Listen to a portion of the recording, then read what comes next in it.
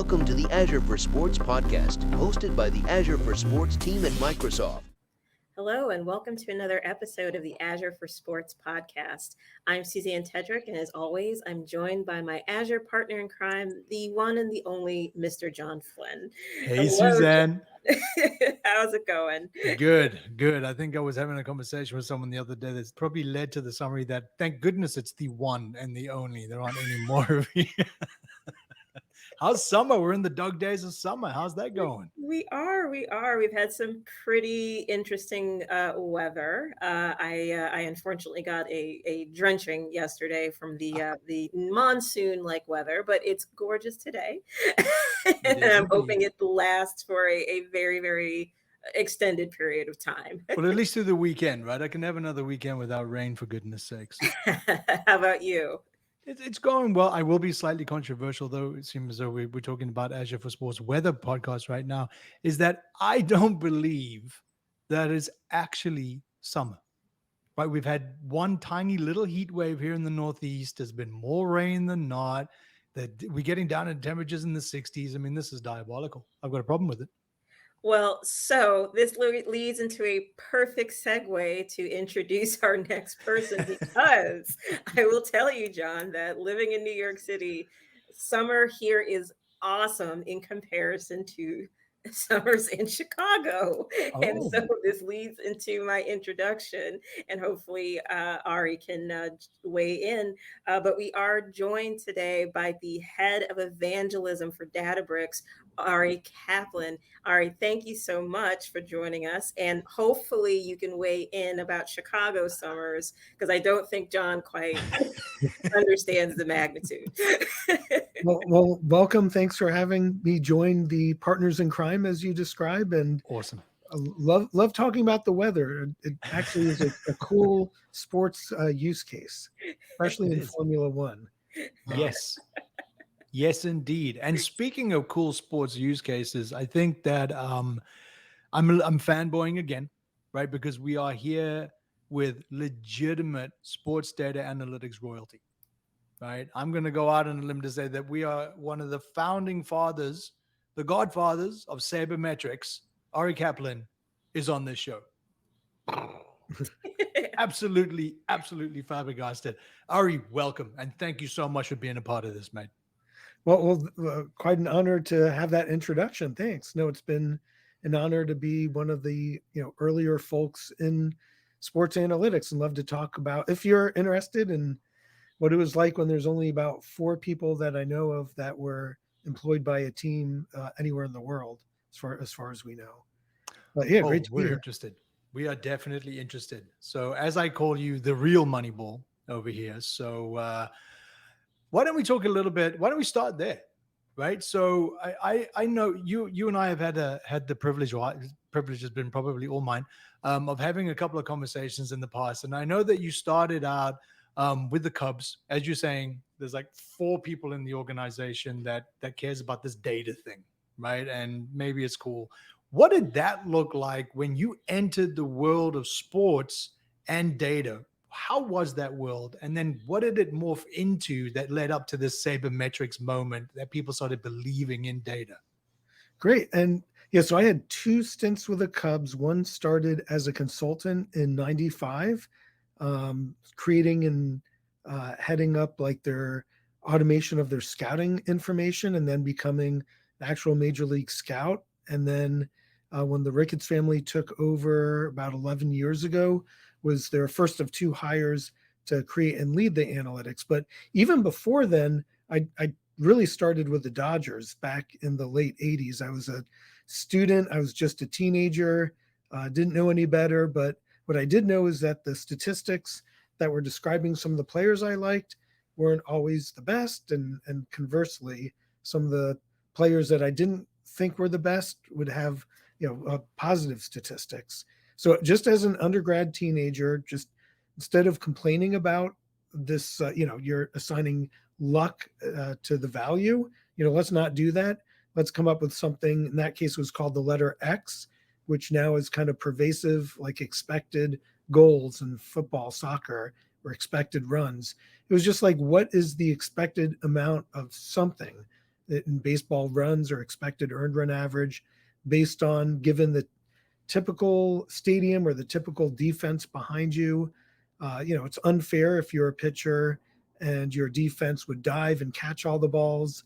Your results would be better than if you're on a team if the defense was not quite as good, or the relief pitchers that would follow you, that you have inherited runners that you leave on base, and they're completely, if they score, they're completely out of your hands.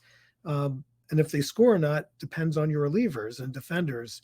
And that affects the statistics 10, 20, 30, and in some cases 40% a year. So bottom line, I was able to say things, come up with better ways to do it. And then the GM at the time of the Dodgers, Fred Clare, not a typical career progression, but he saw me in some of the news outlets and looked me up in my dorm room at Caltech and just called me up. And my housemate said, "Hey, Ari, Fred Clare, the GM of the Dodgers, is on the line.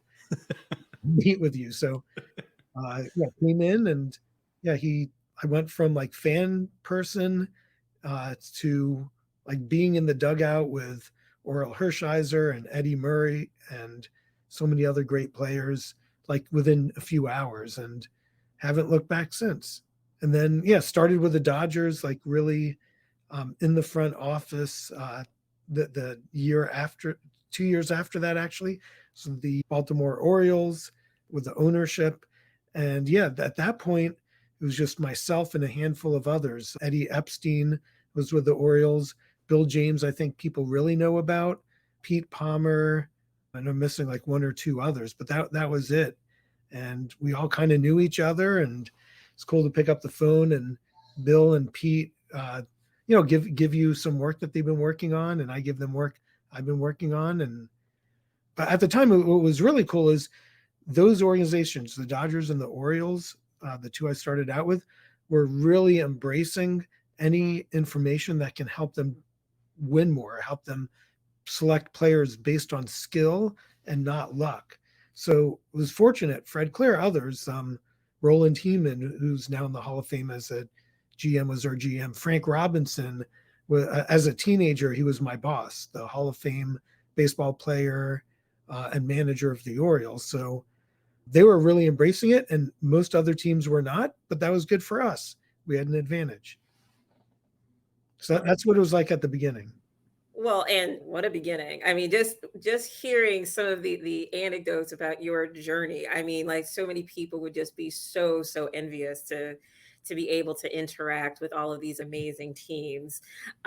Just thinking about the Dodgers, thinking I'm from Brooklyn, so I still remember them back in the day when they still were in New York. So it's amazing, the experiences and the wealth of knowledge that you've been able to help these teams understand, so that we're not just having a conversation about, oh, this person was lucky, it's just about luck, but to really quantify things so that people can have actionable insights as to what players to pick, where we should go, et cetera. And so if I could talk a little bit more about that, thinking about your work at Databricks. So if you could describe, your role as the head of evangelism, what exactly does that entail? And then talk a little bit about how does Databricks help to contribute towards the sports analytics and potentially the future of sports analytics? Yeah, great. So my role, like head of evangelism, was a newly created role. It's funny name, but a lot of tech companies, I know Microsoft has a few of them. It's really to help educate, make awareness in the market. A lot of people don't know who Databricks is, or like where we play and what open source technology is, or what this terminology called the lake house. It's like an industry we started. Like, what is it? Why is it important? Could be everything from talking on podcasts like this, or going to conferences, or doing social media posts, trying to talk with influencers and educate them, or analyst firms, Forrester, Gartner types. But then we have this whole ecosystem of partners like Microsoft and others. And how are we better together? So my role is that, plus just trying to say things easily to like a higher level, like an executive suite who may not be super technical. Databricks, really fun company. It's doing really well. And our founders are like legends in open source software. If you've heard of Apache Spark, MLflow, Delta Lake, these combined, they have a couple 100 million downloads of this open source every single month. But, very technical. We have a grassroots techie movement. If you know notepads, Scala, R, Python, stuff like that, you fit right in. But a lot of times, the high level, like what is data, what is AI, what are pipelines, why do I even care to do something faster? That's where I hope to try to explain things. So that's my role. And then you're asking about Databricks and the fit into sports. And kind of want to just explain Databricks. That whole lakehouse terminology that I came up with is it's now not Databricks specific. It's a whole industry. It really talks about the combination of traditional data warehousing, which is like business intelligence, what happened in the past, structured data, think like Oracle databases. I used to work for Oracle, president of the Worldwide Oracle User Group in the past. So that's structured data warehouse. Then you have data lakes, which is unstructured video, image, text, stuff like that, streaming data, where you do data science. And very incompatible systems. You need two vendors, one to handle the descriptive, one to handle the predictive, forward-looking, unstructured data. And so that was a problem. And Databricks came up with the Lakehouse, founded on open source technology. Now you have like one platform, all of your data is in one place. Usually you have to pick two of the three following: cost, how do you lower cost? How do you improve speed? And how do you keep it simple? And you usually can only pick one or two of them, but we have all three. And that, as a result, we've been growing really quickly, which I'm glad, since I was able to join 8 months ago in this new role. But yeah, revenue has been getting adopted really well. And so that's what Databricks does. And as a result, really, general purpose platform on one hand. Anyone who has data, anyone who wants to do artificial intelligence, makes you able to scale things, not just in millions of rows or billions of rows, but now trillions of rows. That's like the new paradigm. It's pretty wild. Faster than ever before. We have some nice plays on generative AI, acquired company Mosaic ML for over $1 billion a couple of weeks ago, I think. And so it's the general platform. So all sports teams, the progressive ones especially, are looking to ingest and mesh together this data pipeline. Unstructured, structured data, streaming data is big, and make insights. So think of us as kind of like the plumbing to make that happen. But on top of that, there are sports and entertainment specific things. We have solution accelerators, which are kind of like pre-created notebooks or models.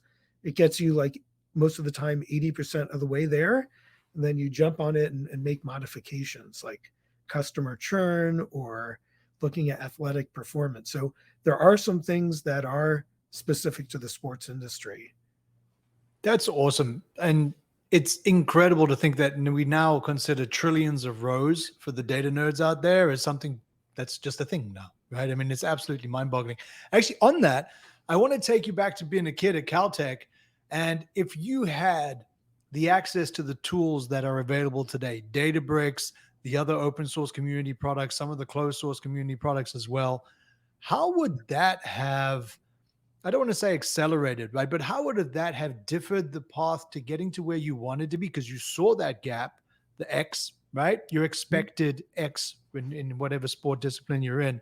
How much easier is it for someone sitting in a dorm room in Caltech this year versus when you were sitting there to do something as groundbreaking and as career changing as what you did in a college dorm room?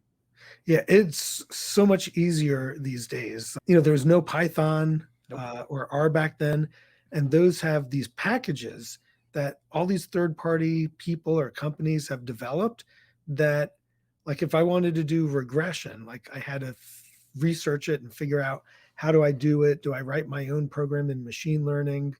But now they're like these packages that just make the data processing faster.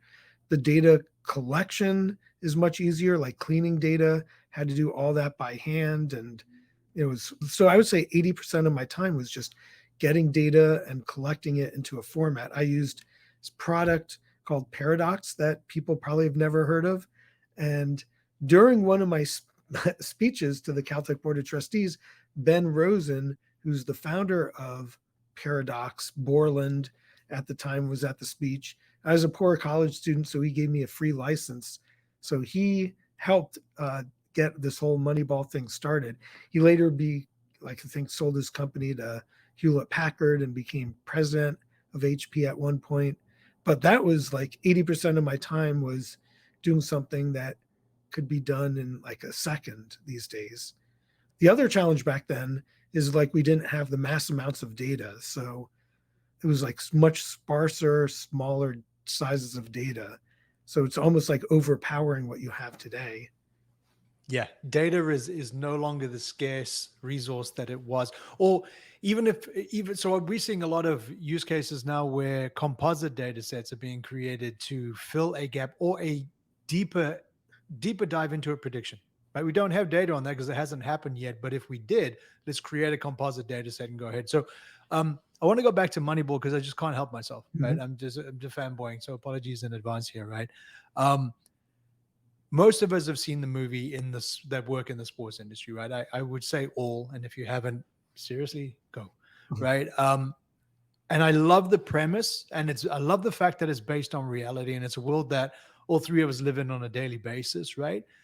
But why do you think, in your opinion, it isn't the gold standard across every league globally for how you look for talent, evaluate talent, and change your roster based upon statistical analysis versus how much you paid for them or how many followers they have on Instagram, etc. What are your thoughts around that, Ari? Yeah, great question. And yet one of the main areas it started was with baseball. And, it wasn't even nearly as smooth as what the movie had shown. There's a lot of cultural resistance, like well beyond.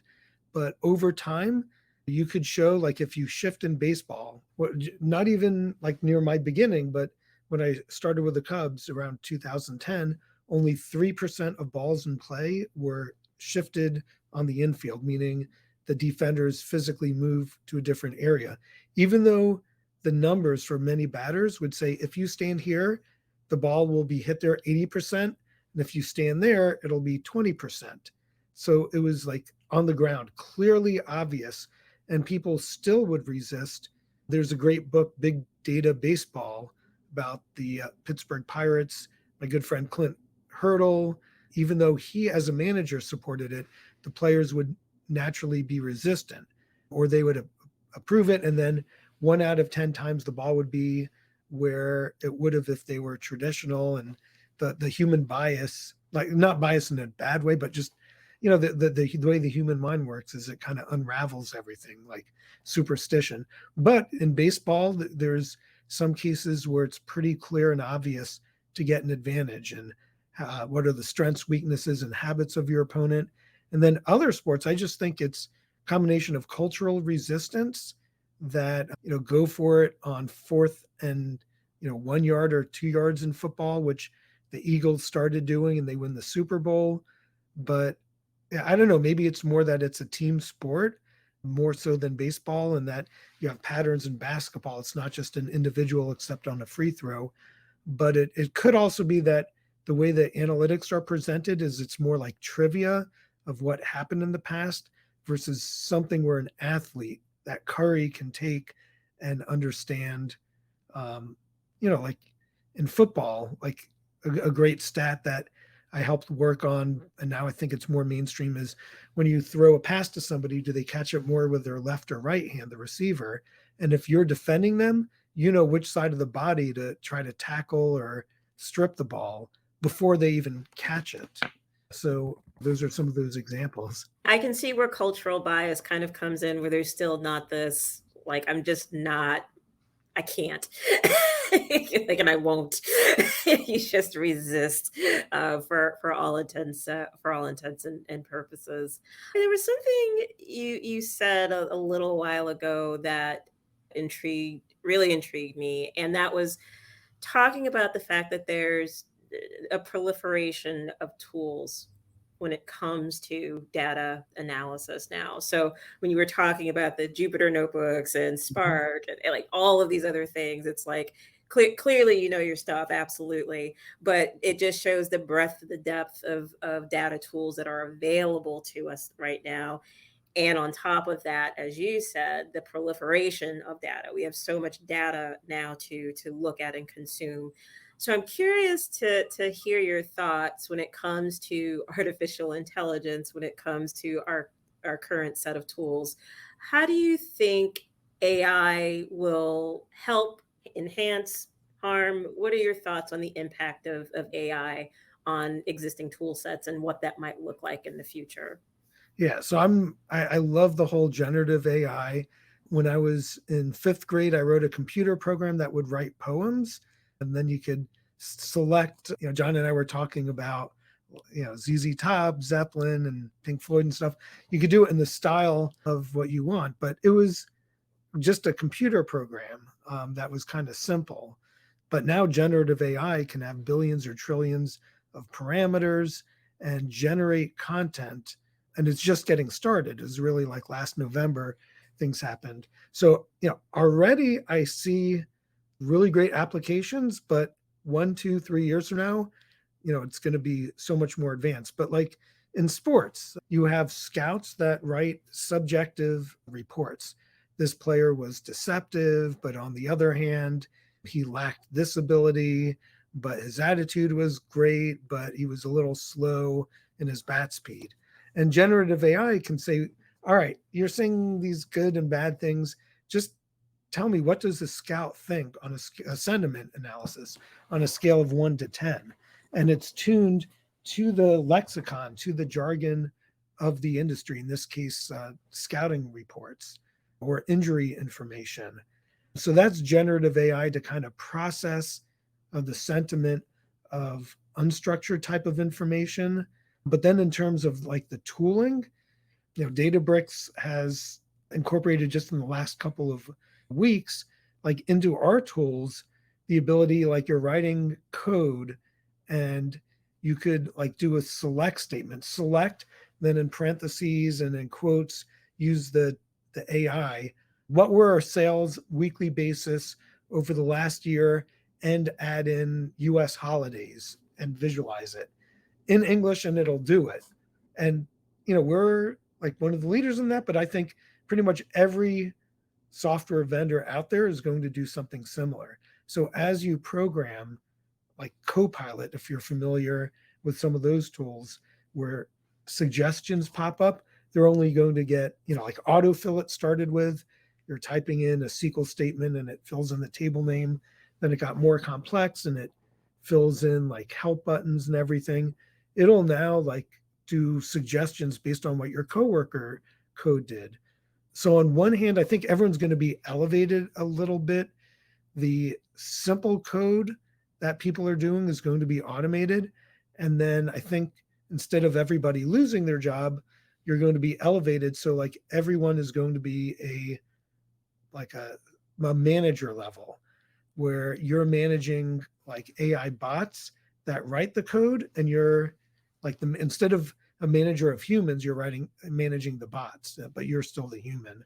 And that I think will be proliferated in pretty much every single tool out there as like the next co-pilot. Yeah, I agree with that. I had the fortunate occasion to be on a podcast yesterday by Hype Sports, and they asked us as an ending question. I was on with colleagues from the industry, and they said, "Well, where do you see AI in the next 3 years?"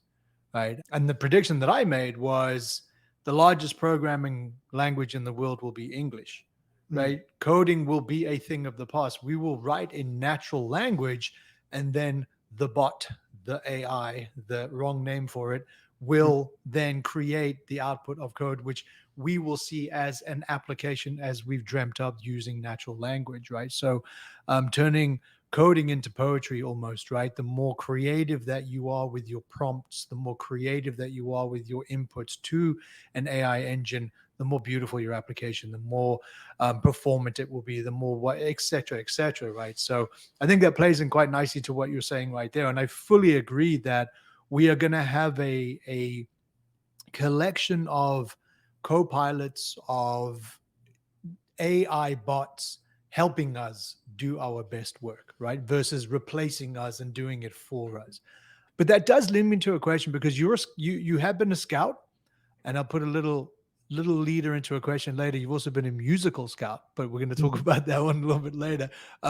You've been a professional scout for sports, where we see the biggest uptake by far of all sports teams coming to us is to talk about scouting, right? And is to talk about do what they do today, but at machine speed, and find those diamonds in the rough, find those that would have normally not passed a gut check, find those athletes that predominantly good today, but will they be in 3 years, right? We don't know. Where's that predictive element? Where do you see those two worlds, Ari, combining, where you have a scout and you have a scouting application, which is made up of multiple computational variables, data, etc.? How do you see the coexistence of that?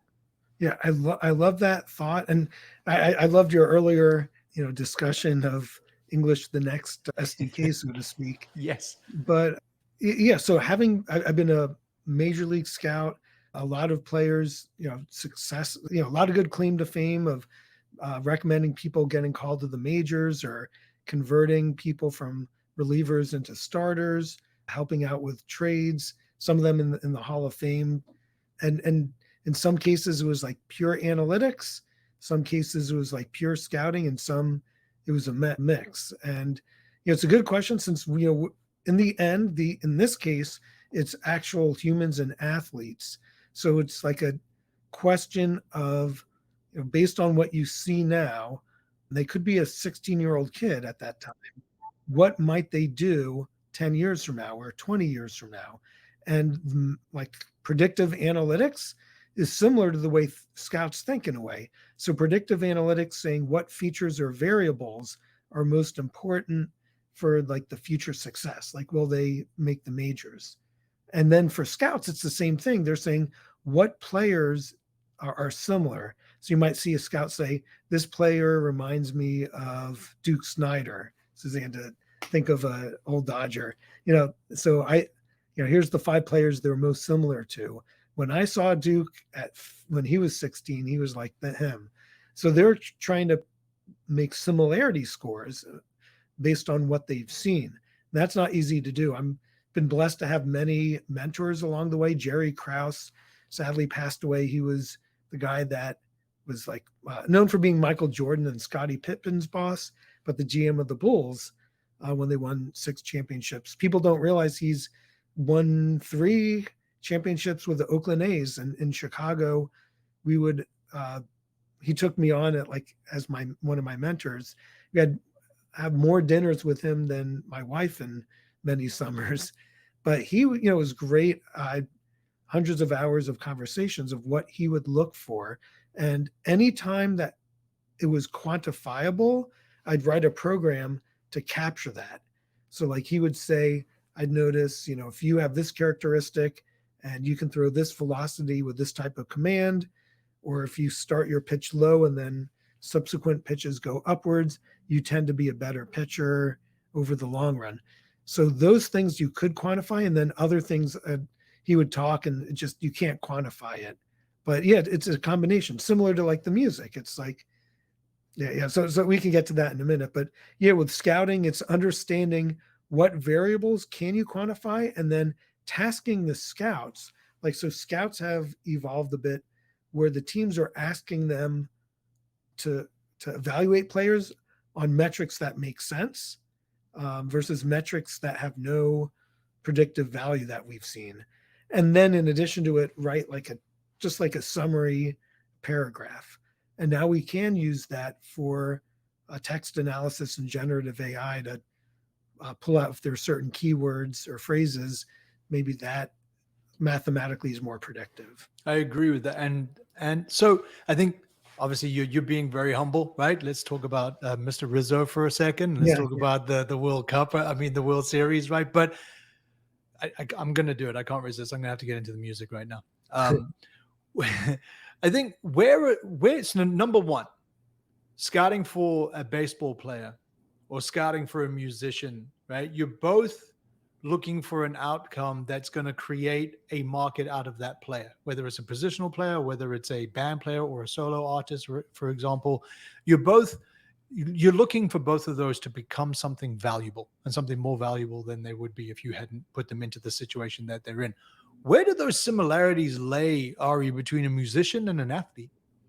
Yeah, well, musicians are really hard to quantify. I know music companies, Sony and Paramount and others, and Disney, um, you know, for a movie, it seems to be a little bit easier. Like, when do you release it? What genre is kind of popular? Do you add a celebrity, and how does that kind of work? What other movies might be coming out? Musicians are a little bit funky. You might be able to say like what genre of music might be more successful than the other, but it's really hard. That in music, still you probably need that talent scout, since there's like some it factor that I don't know how you quantify. You just kind of see their energy level. And there, like if you have a songwriter, like Madonna didn't really write her own songs. I met her songwriter. Or seeing the play Jersey Boys, like having a songwriter to match his voice, the Four Seasons, Frankie Valli, like that, see someone with the voice, see someone who said, I can work with them, you get a winning success. That's really hard to quantify mathematically. So I don't have an answer to that. That's for sure. Some things are harder to quantify, like why we tend to gravitate towards some artists and some acts versus others. For those of you that are familiar with me and my husband, he's into K-pop, and to this day, I am still baffled, but he loves it, he enjoys it, so that's all that matters. Awesome. I'm going to switch over the question and talk a little bit more about fan engagement. So, one of the things that we talk about a lot on this podcast is really about it's never been a better time to be a fan, as the one and only John Flynn has said multiple times. So thinking about Databricks, the analysis that's being offered, the tools that are out there, and the tools that are to come. How do you see this affecting fan engagement? Do you think that these are things that bolster how fans feel when they're engaging with their teams? Are there some additional opportunities that we can take in the future? What's your take on that? Yeah, so the whole suite of use cases, and a lot of that is on the fan experience, fan engagement. There's like your traditional stuff, like how do you segment your customers, which is really across every industry, like retail, CPG, and entertainment. How do you market your messaging to the individual person versus aggregating them into like 5 buckets and sending a general email? So with artificial intelligence and generative AI, you can make these customized messaging that the fan likes better, since it's actually the content that they want. We know your husband likes K-pop. Let's do a K-pop with a Brooklyn Nets night or something. And then, another person could be personalized to them more directly. So this hyper personalization can get a big lift in revenue, but arguably more important, the fans are like, it resonates with the fans more. They feel more happy and engaged. So that's kind of traditional marketing, but then there's experiences like at the event itself. And the extreme case right now in Vegas, they have that Sphere. If you haven't seen it, go look it up. It's wild. It's this like giant, super high res inside and out, haptic seats that shake to the music or to the event that's inside, surround video, surround audio. The one thing they still need to improve are like concessions. People don't want to leave their seat for 30 minutes and miss a quarter of the game to get something. So I think, better delivery of food and memorabilia and clothing and stuff will be there. So that's like at the stadium. I think fans are more statistically minded these days. So teams have been providing more analytical interpretations. You go to Formula One race and the information they provide kind of keeps you understanding what's happening in the game when it's like out of your field of view. But then, at the at home experience, one thing is you want to, like the World Cup, they've been experimenting with different camera angles that as a fan, you either wear virtual reality goggles and see it for real surrounded, or just like they can use AI to make it appear like you're the actual player on the field. And it's overlapping the actual image of Lionel Messi or Mbappe or others. So it feels like you're in the action. And they're going to be doing more and more on that. Wired Magazine had a great article of the NBA, who also happened to be on the Databricks platform and Azure, but how do they manage all of this pipeline and streaming real-time data so that the fans have better engagement? So it's starting, it's partway there, but in coming years, it's going to get much more enriched experiences. Yeah, totally. I really agree with that. And I think, I mean, so we have a lot of conversations, sometimes cumulatively as Microsoft and Databricks in the room, and they're better together story, and sometimes individually that lends to a sort of a joint solution here is the word engagement, right? So we find fan engagement, the teams that pay attention to treating the fan as an individual, whether they are in the building or outside of the building for reasons, maybe they're international viewers or maybe they can't get to the game or whatever it is, but providing that experience for them that engages them, right? Mm-hmm. Fan experience isn't just providing data overlays onto a screen or a second screen experience. It's providing data overlays on a screen and a second screen experience that counts to me, that I care about, that John the Nets fan or John the Jets fan wants to have at his fingertips, at his disposal. And I often, as Susanne correctly says, right, I said, there's never been a better time to be a sports fan, because together, like companies like ours are always on a quest to make that engagement better. Mm-hmm. And that's phenomenal, right? I absolutely love it. I think it's one of my favorite things. And I equate that to some of the things that you've said publicly in the past and we've discussed around feature engineering, right?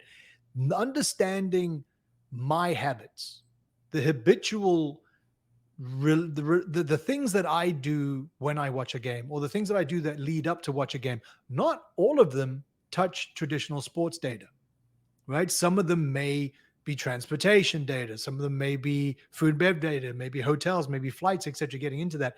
How do you see the culmination of bringing all disparate data sources into a common data lake or lake house, if you would, and then provide a differentiated experience to that fan? Do you see that as becoming more and more of a thing that clubs are going to be used to get the fan experience right?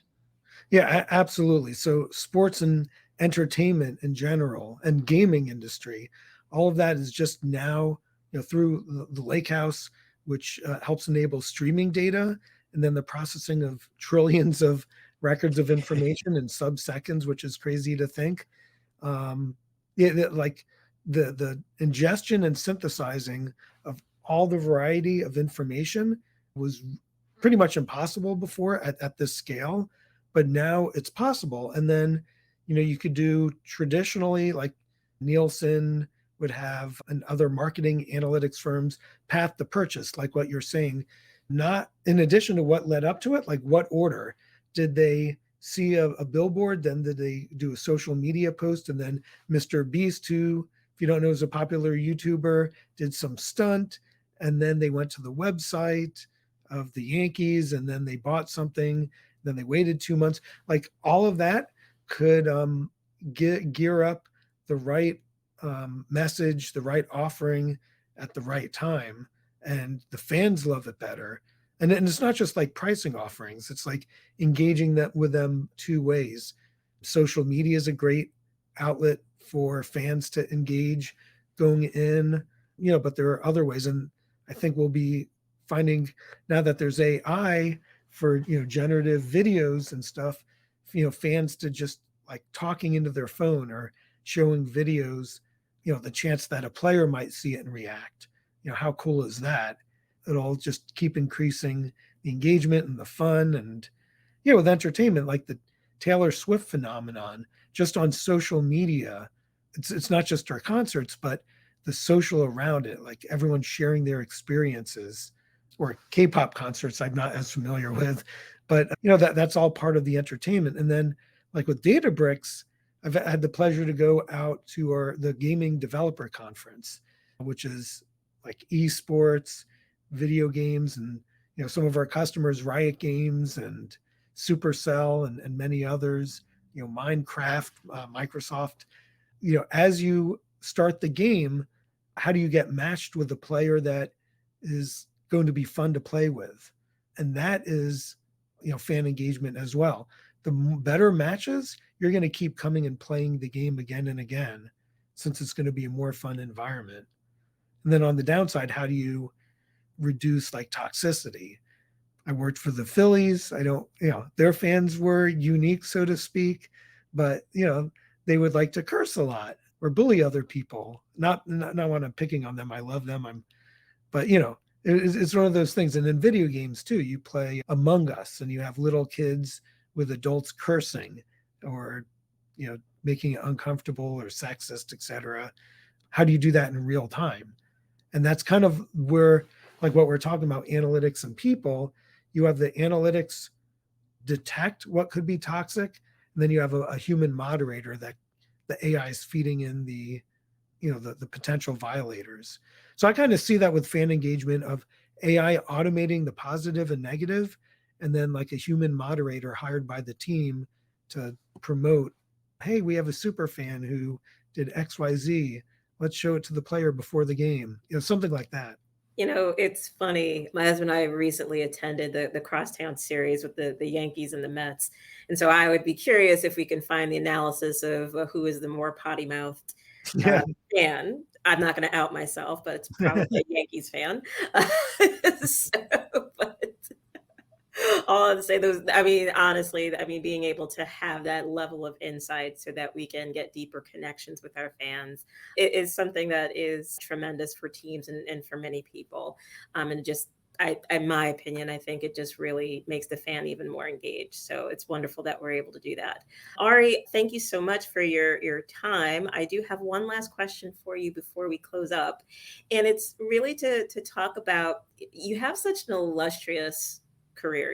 You have such illustrious experience that, again, would make anyone envious on so many levels.